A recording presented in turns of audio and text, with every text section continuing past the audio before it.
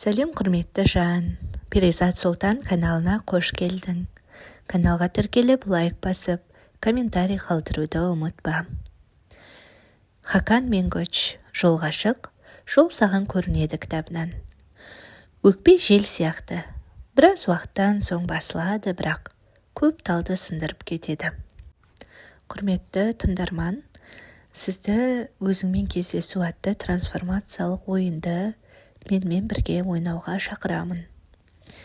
Егер ойын сізді қызықтырса, комментарийда номеріңізді қалдырыңыз. Ендеше кеттік. Ашу күшті сезім. Өйткені ол энергияның жоғарғы разрядын қамтамасыз етеді. Ашудың балдан тәтті екендігі негізінен жоғарғы энергия разрядының арқасында босаңсу сезіміне байланысты. Дегенмен, бұл мидың шешім қабылдау механизмдерін соқыр ету тұрғысынан да өте қауіпті. Жаңалықтар бюллетендері ойға келмейтін кісі өлтірулерге, жарақаттарға, төбелестерге және бір сәттік ашу заң нәтижесінде жасалған қақтығыстарға толы. Біз көрген қорқынышты жаңалықтар мен ашудың бізді соқыр ететініне жеткілікті куә болып жатамыз. Тек орны толмас күйреу, орны толмас шығын мен терең өкініш қалды. Сол сәттік ашуға бой алдырғандардың кейін айтатындары: өкінемін.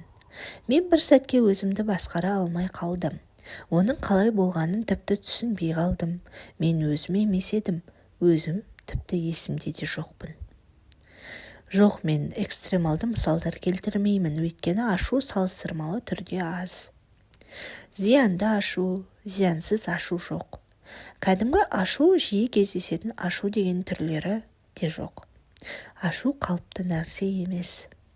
Бұл менің бөлшегім деп қабылдауға болмайды. Кейбірі сабырлы, біресе қобалжыған табиғатынан деп күнделікті өмірге сіңіру мүмкін емес. Бірақ мен не істейін? Бұл мені жынды етті. Оған не болды? Ол оған лайық. Егер ол сол кезде олай етпесе, маған олай айтпас еді. Олай етпес еді. Ол егер солай істесе, осылай болады. Бұлай деп ашуды ақтау дұрыс емес. Ашуды қабылдаудың күшеюі дабыл қоңырауларының қатты соғуына әкеледі.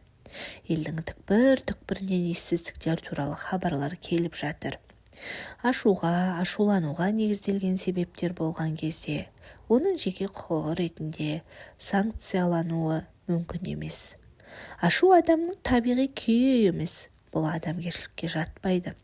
Сондықтан мен өмірімнің кез келген саласында ашуды кез келген себеппен қабылдай алмаймын.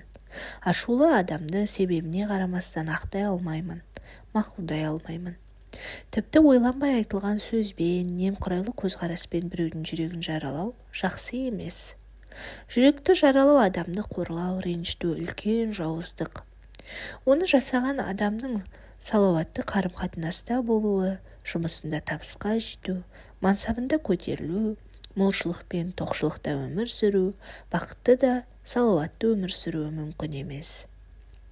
Сіз әлемі өте стильді, әдемі көрінетін бақытсыз адамдарға толы екенін түсінесіз бе? Әлеуметтік желі қуаныш пен ынта жігерге толы сәттерге толы. Бәрі де өте әдемі, көңілді, тойлайтындары бар, дастархандары лық толы, ас мәзірі бай, өмірлері өз жолында өмір ойын-сауық орталығы дерлік. Бірақ психологиялық қолдауды қажет ететіндердің саны күннен күнге артып келеді. Пандемиядан кейін үлкен сұранысқа ие секторлардың бірі эстетикалық сектор. Жалғыздыққа тізе бүккен экстрасенстерді қабылдау мүмкін емес. Бір жылдық бағдарламалар толы. Неге олай? Бұл тек болашақтың белгісіздігі ме? Жоқ. Ең басты мәселелердің бірі адамдардың өздерінің кім екенін жоғалтуы. Жасөспірімдік шақтағы тұлғалық ізденіс адамзаттың жеке басын іздеуге айналды. Ешкім шынайы емес және олардың кім екенін ешкім білмейді. Оның жақсы адам немесе жаман адам екенін білмеймін.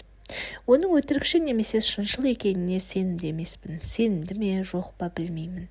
Өйткені ол кейде өзін сенімді, кейде өтірікші деп санайды. Оның бақытты немесе бақытсыз екенін білмейді. Ол жалғыздыққа шағымданады, бірақ ол өзіне адал емес. Достықта да, уәдеде де шынайы емес. Өзіңді қалай бақытты етуді білмесең, бақытты бола алмайсың. Әлеуметтік желілер бізге басқаларды аяусыз сынауға, олар туралы артық кем пікір айтуға, тіпті оларды қорлауға мүмкіндік берді. Біздің ішіміздегі құбыжықтар ашылды. Біз сынаймыз, жейміз, айыптаймыз, соттаймыз, дарға асамыз, кесеміз, қорлаймыз, буллинг жасаймыз және өзіміздің жеке басымызды жасырамыз. Біз оларды әлеуметтік желіде профильдік фотосуреттер деп ойладық. Олардың адам екенін біз оларды бір отбасында тұратынын, зиян тигізуіміз мүмкін деп ойламадық. Өмірдің қиындығы мен қатыгездігінде ішімізде жиылған ашу-ызаны сыртқа шығарып босаңсыдық. Ашу балдан да тәтті. Солай емес пе? Барған сайын сол процестен ләззат ала бастадық. Біз соққанда да соқтық. Олар жарақат алған сайын біз жеңілдеп қалдық. Олай емес пе? Бірақ өкінішке орай олай емес. Біреуді жарақаттау арқылы емделу мүмкін емес. Ол бәріне де өзіңе зиян. Ашу ақыр аяғында жеңілдік беретіндей көрінгенімен, ол тек жойылуға әкеледі. Әлеуметтік желіде тек пікірлерге негізделген ашудың шығуын кінәсіз деп санай алмаймыз. Бұл тірі затқа физикалық зиян келтіруден айырмашылығы жоқ. Тұлғасын жасырып бейнетас адамдар туралы қатыгез пікірлер, балағаттаулар, ашулар айту арқылы өмірін ынтамен, қуанышпен, қанағатпен жалғастырамын деп ойлайтындар қатты қателеседі. Иллахи әділет таразылары өте сезімтал. Оны алдауға болмайды, таң алдыруға болмайды. Біреудің жүрегін жайлап өз бақытыңды құра алмайсың. Біреуді сынаған кезде сізді мақұлдауға болмайды. Біреудің қадірін түсіріп жатқанда сені ешкім көтермейді. Өмір бойы түкке тұрғысыз сезіммен күресуге тура келеді. Сүйе алмайсың, ғашық бола алмайсың, дүниеге қабағыңды түйіп қарап тұрып күле алмайсың, өмірге тоймайсың. Сіз жай ғана бақытсыз емеспін деп өмір сүруге тырысасыз, бұл адамды төзгісіз шаршатады. Өкінішке орай ашу бұл стамды болу керек жыртқыш жануар. Жеңіл ашулану жүйкені босату, тіпті сөзбен немесе көзқараспен біреуді ренжіту өмірдің барлық салаларында психикалық, эмоционалдық, физикалық шығындарға әкеледі. Ол сандырақтар тудырады. Шынымды айтсам, кешірім сұрап кейін түзелуді өте құнды деп санамаймын. Ең бастысы ашуды тізгіндеу, жүректі ешқашан жараламау. Кішкентай кезімде үйде бір ертегі айтылатын. Ол менің жадымда сақталып қалған. Кім екенін білмеймін, есімдері Ахмет пен Зехра. Ахмет қатал адам.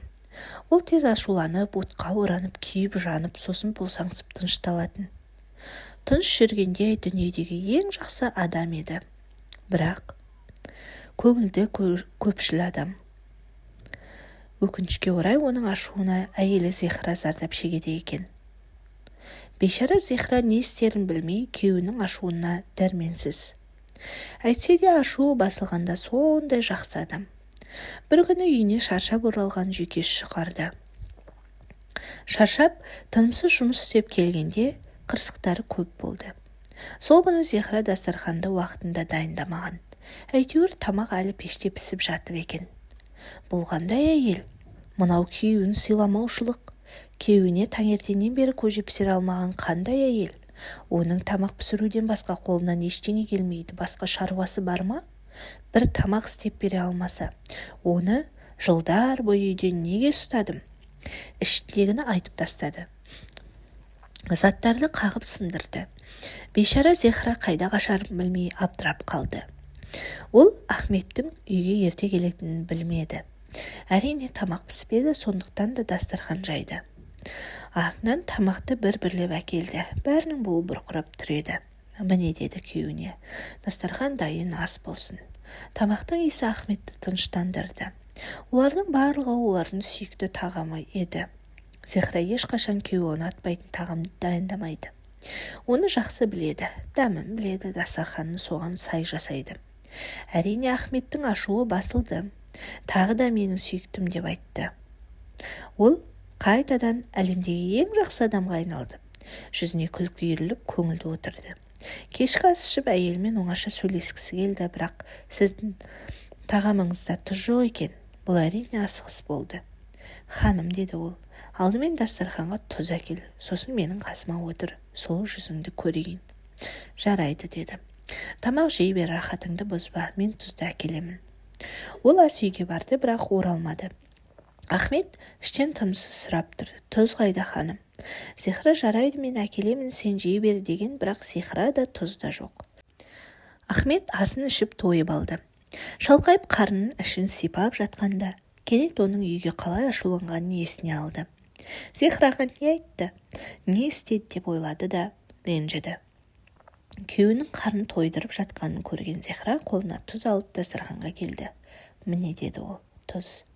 Тамақ ішіп болғаннан кейін тұзды не істеуім керек? Зехра дұрыс дегенде басын изеді. Бұл, деді ол, жүрегімді жаралағаннан кейін кешірім сұрағаныңыз. Тойған соң дастарханға келетін тұз сияқты, мырза. Оның қажеті жоқ. Шынында да кешірім сұраудың қажеті жоқ. Себебі қазір жаралар терең ашылды. Жел соғып біраз жерді алып кетті. Сынған бұтақтарды желімдеу мүмкін бе? Жоқ.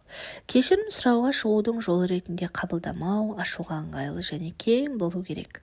Кешірім сұрау арқылы бәрі түзеледі деген ой орынсыз сенім тудырады. Бұзу оңайырақ. Оның үстіне кешірім сұрауды қабылдамағандарды ауыр айыптаулар басталады. Қарсы тарап кешірім сұраса да сыпайылық таныта алмағандықтан тыныштық орнай алмайтын сияқты. Дегенмен ұлылық кешірім сұрауда емес, ашуды жеңе алуда. Әрине, ашуды қалай ұстау керектігі туралы ұсынымдарым болады. Мен олардың үшеуін бірден түсіндіргім келеді. Ашу өз көрінісін таппаған тығыз энергия массасы. Оның ағзада жиналуына жол беру дұрыс емес. Күтпеген сәтте күтпеген тәсілдермен, себепсіз болғандай, болмашы сылтаулармен жарылу орны толмас зияны келтіреді. Ашудың үлкен жарылыстарын бастан кешіретін адамдар негізінен қарым-қатынаста проблемалары бар, өз ойын ешбір жолмен жеткізе алмайтын, шешімін таба алмайтын, жақсы көретін, сүймейтін және түкке тұрғысыз сезімде әлсіреген адамдар.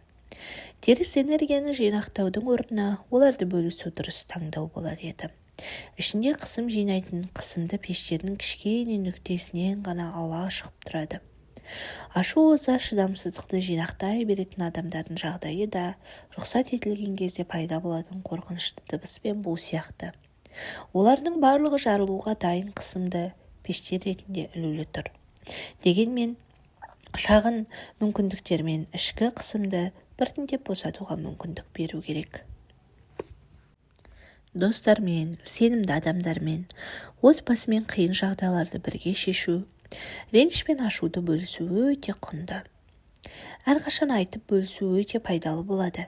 Ішінде ашудың жиналуына жол бермейді.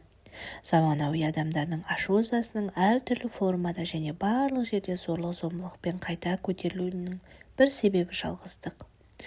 Бұрын көршілер, достар, қоғамдық жұмыстар, клубтар, бірлестіктер, ұжымдар әлде қайда белсенді болды. Мысалы, мен бала кезімде пәтерлегілердің бәрін танитынмын.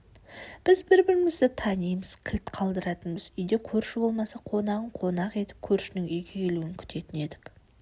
Қазір көршісін ешкім танымайды, ол туралы ештеңе білмейді. Менің балалық шағымда бүкіл көрші бір-бірімен сөйлесіп, басынан өткен қиындықтарды бір-біріне айтып, ортақ шешім іздеп бір-біріне көмектесіп, жаманды тыңдап, қолдайтын.